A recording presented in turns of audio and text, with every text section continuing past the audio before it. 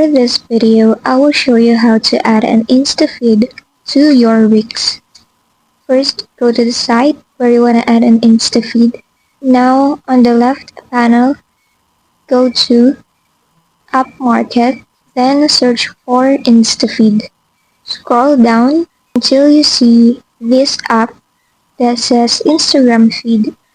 Click on it, then click on Add to Site. Now, as you can see, it shows a default feed.